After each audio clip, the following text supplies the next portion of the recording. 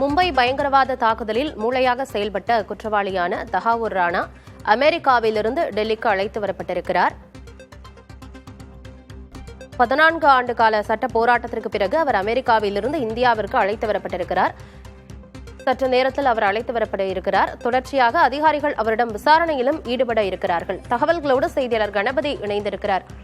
கணபதி, மும்பை தாக்குதல் வழக்கில் முக்கிய குற்றவாளியாக இவர் பார்க்கப்பட்டார். 14 ஆண்டுகளுக்கு பிறகு அவர் இந்தியாவுக்கு அமெரிக்காவிலிருந்து அழைத்து வரப்பட்டிருக்கிறார்.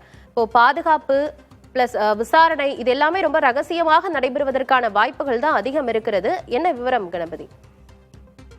2008ஆம் வருடத்தில் நடைபெற்ற மும்பை தீவிரவாத தாக்குதலிலே 166 நபர்கள் கொல்லப்பட்டார்கள். ஆகவே தேசிய புலனாய்வு முகமை இது தொடர்பான வழக்கு பதிவு செய்து விசாரணை நடத்தி வருகிறது. அந்த விசாரணையின் அடிப்படையிலே அமெரிக்காவில் உள்ள ராணாவை நாடு கடத்தி இந்தியாவுக்கு அனுப்ப வேண்டும், அவர் இந்தியாவிலே விசாரணையை சந்திக்க வேண்டும் என இந்திய அரசு கோரிக்கை வைத்திருந்தது. இந்த கோரிக்கை ஏற்றுக்கொள்ளப்பட்டு ராணா தற்போது அமெரிக்க அதிகாரிகளால் இந்திய அதிகாரிகளிடம் ஒப்படைக்கப்பட்டு விமானம் மூலமாக இந்தியா வந்து கொண்டிருக்கிறார். அவரை தேசிய புலனாய்வு முகமை இந்திய சட்டங்களின் அடிப்படையிலே விசாரித்து அவருக்கு உரிய தண்டனையை வழங்குவதற்கு நீதிமன்றத்திலே ஆவணங்களை தாக்கல் செய்யும் என எதிர்பார்க்கப்படுகிறது. அதற்கான முதல் கட்டமாகத்தான் தற்போது ராணா இந்தியாவுக்கு கொண்டு வரப்படுகிறார்.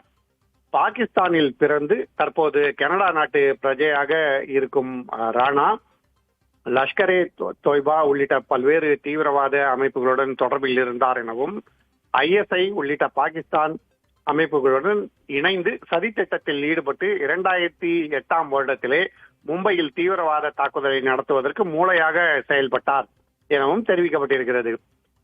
NIA தாக்கல் செய்துள்ள வழக்குப்படி ராணாவுடன் டேவிட் கோல்மேன் ஹெட்லி அல்லது தாவூத் ஜிலானி என்று அழைக்கப்படும் அமெரிக்க குடிமகனும் குற்றவாளியாக இந்த குற்றப்பத்திரிகைகளை தீர்க்கப்பட்டிருக்கிறார். ஆனால் அமெரிக்கா அவரை இதுவரை நாடு கடத்தவில்லை.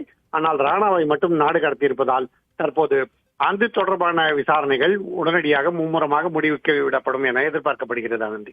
தகவல்களுக்கு நன்றி கணபதி.